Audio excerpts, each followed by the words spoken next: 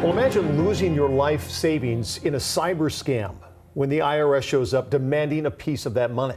As King 5 investigator Susanna Frame found, a tax policy change in the first Trump administration is dealing a second blow to scam victims across the country and right here in Washington. These two are for blood pressure. When Barb Putnam of Olympia lost her life savings to scammers last year, she also lost her health. My blood pressure was off the wall. These two are for cholesterol. I wasn't sleeping, I wasn't eating. There was another consequence Barb didn't expect, getting victimized twice. Once by the criminals, then again by the U.S. government. This is my 2024 taxes.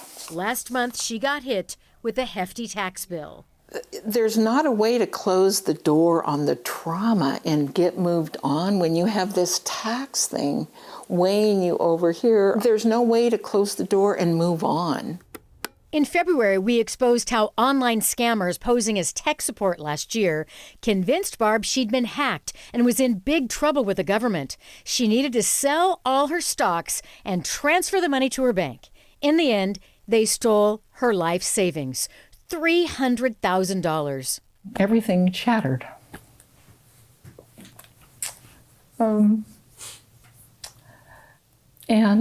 with lots of consequences. Thought if I could get ahead of it. When you sell stocks for a profit, it inflates your income, and the government gets a cut. In this case, it appeared this 73-year-old retired state worker made $243,000, and that came with a tax bill of $30,000 more. Have you ever made $243,000 in a year? No. No, never. That's gone. It disappeared. It was stolen. How in the world can I pay this? 100 years ago, Congress passed this bill to help victims of theft.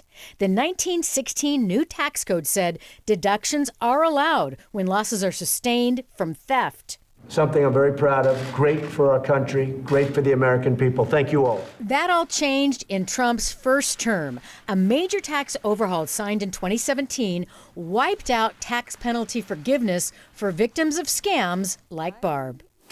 It makes me speechless. I just don't know what to do. Welcome to the Aging Committee's hearing entitled Fighting Fraud. Last year, the Senate Committee on Aging authored a report on the fallout. They cited retirees impacted from coast to coast, including an online fraud victim in California owing the IRS $60,000. A man in Pennsylvania caught up in a tech support scam had a $220,000 IRS bill.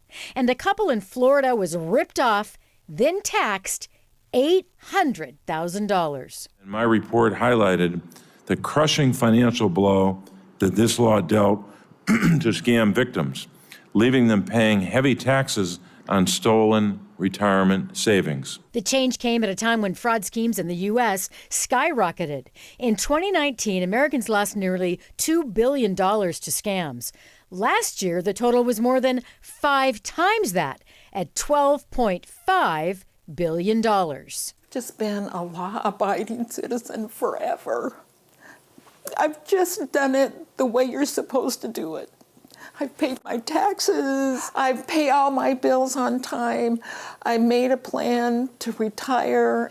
And then the government comes in and says, you owe us. One recourse for Barb is applying for the IRS program known as Offer in Compromise, where you can try to reduce your bill. To be considered, there's a $205 fee. That's non-refundable. It's just wrong. No matter which way you go, it's just wrong.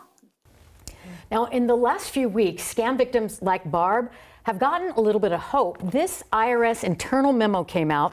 It reinterprets that law, saying that if most scam victims shouldn't be able to not have to pay taxes on the stolen money. But this memo is not mentioned on the IRS website. All the public messaging is still the same. And when I called the IRS media department in Washington, D.C., they'd never heard of it. So we have no idea how many people have heard about this or are trying to take advantage of it.